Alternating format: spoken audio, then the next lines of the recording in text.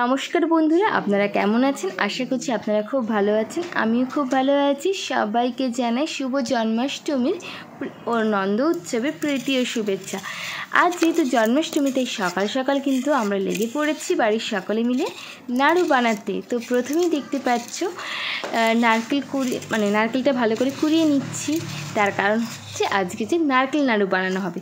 শুধু নারকেল নাড়ু নয়, আরও অনেক রকম কিন্তু নাড়ু বানানো হয় আমাদের বাড়িতে। চলুন কী কী নাড়ু বানানো হয় সেটা আপনাদের সাথে শেয়ার করি। প্রথমেই দেখতে পাচ্ছেন কড়াইতে বেশ কিছুটা গুড় নেওয়া হয়ে গিয়েছে, আর গুড়ের উপরে এখন নারকেল কোড়াগুলো দেওয়া হচ্ছে, কারণ নারকেল নাড়ু সবার প্রথমে বানানো হবে সে কারণে।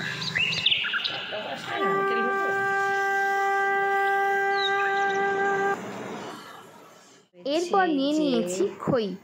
এরপর বানানো হবে খইয়ের নাড়ু। তারপরে একে একে মটরের নাড়ু, ছোলার নাড়ু, চিড়ে ভাজার নাড়ু হবে। পরপর একে একে বানানো হবে। বাদামেরও নাড়ু বানানো হয়।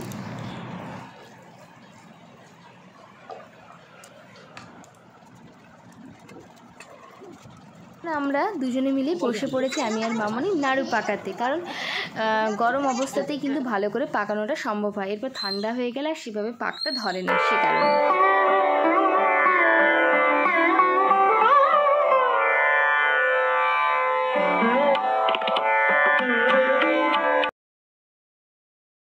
আমার কিন্তু নারকেল নাড়ু পাকানো কিন্তু রেডি। এবার চলুন অন্য নাড়ুগুলো পাকিয়ে ফেলি। মোটামুটিভাবে 8 রকমের নাড়ু কিন্তু আমাদের কমপ্লিট। আমরা কিন্তু প্রতিবারেই গোপালকে 8 রকমের নাড়ু পরিবেশন করে থাকি। এখানে দেখতেই পাচ্ছেন চাল ভাজার নাড়ু হয়েছে, আর তিলের নাড়ু হয়েছে। এদিকে রয়েছে ছোলা, বাদামের নাড়ু।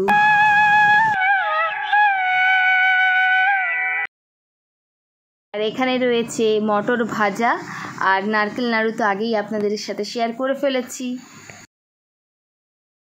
এখানে আছে খইয়ের নাড়ু, আর রয়েছে চিড়ে ভাজার নাড়ু। নাড়ু বানানোর পরে এখন আমরা লেগে পড়েছি পায়েস বানাতে। এই দেখতেই পাচ্ছেন সিমাইটা ভালো করে কিন্তু ঘি দিয়ে ভাজা হয়ে গিয়েছে। ওপাশে মামনি এখন পায়েস বানাচ্ছে, আর আমি একটু গোপালকে একটু আঁকিবুকি করতে এসে গিয়েছি। কারণ গোপালকে সকালেই কিন্তু গোপালকেই কিন্তু সকালে স্নান করে নতুন বসন পরানো হয়ে গিয়েছে।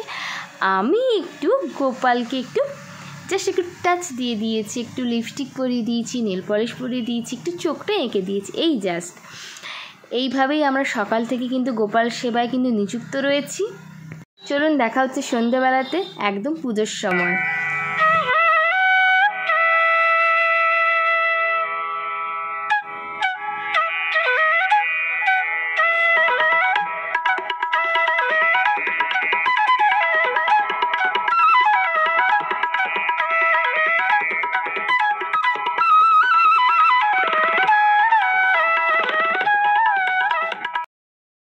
শুভ সন্ধ্যা বন্ধুরা। বেশ কয়েক ঘন্টা বাদে কিন্তু আবার চলে এসেছি ঠাকুর ঘরে।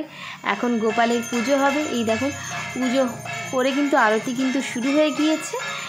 এবার চলুন গোপালের জন্য এত কিছু রান্নাবান্না করা হয়েছে, গোপালকে এখন মিষ্টি মুখ করানো যাক। গোপাল এখন নাড়ুগুলো খেয়ে বিশ্রাম করুক। চলুন দেখা হচ্ছে নতুন কোনো ব্লগে। ততক্ষণ অবধি আপনারা খুব ভালো থাকবেন, সুস্থ থাকবেন। বাই।